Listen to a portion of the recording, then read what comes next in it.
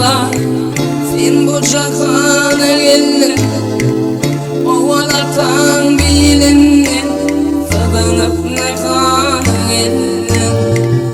Atırın yine barakatıra kana geldin. Enedi surat bolu o şirin cana geldin. 9 ayın bitirip inip cahana geldin. Emi benim süydüğünü bundolup dona geldin. Emi benim süydüğünü bundolup dona geldin. Yaradan kudretinle dişliğin bakan birdin. Özleşme özelmeden kafamda zaman verirdim. Ömrüm gidip her yana durdum, ayağım yürüdü. Bir gün yapayım yardıma değil, gözümün yerini öldürdüm. 7-8 yaşımda atan Allah'a verdi o kafuran kitabı, uyanıp ona geldim. O kavinçe kitabı, uyanıp ona geldim.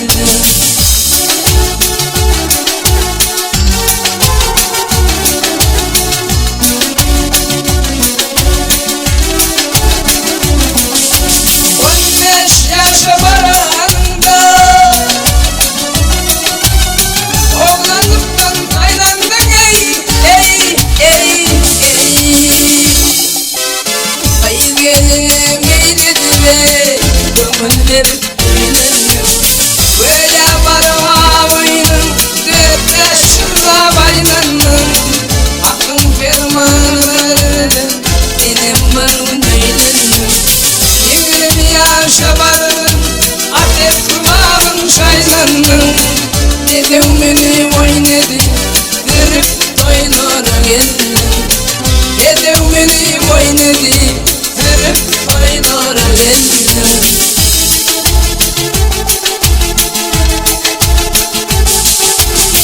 30 yaşa varınca köye bırakın şiirsin. Dünyanın başında köye yürür gelirsin.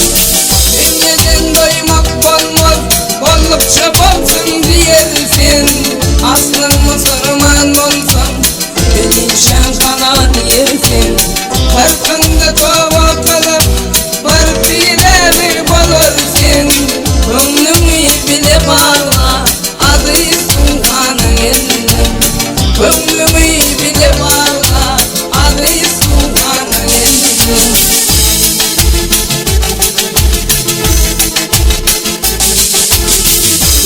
Yaşa barında doğrulup da bolansın. Bödüklüğümü taşlaya şiirini bilirsin.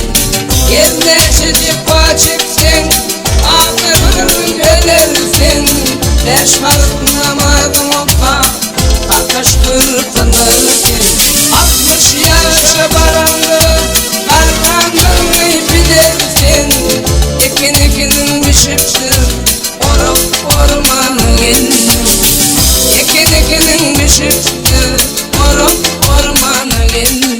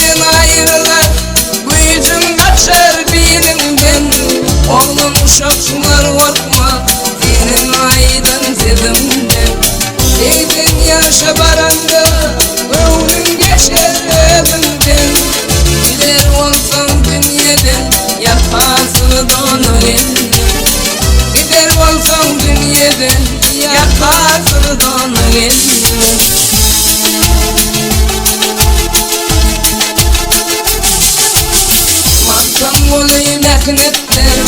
Bir gün tozana yetti.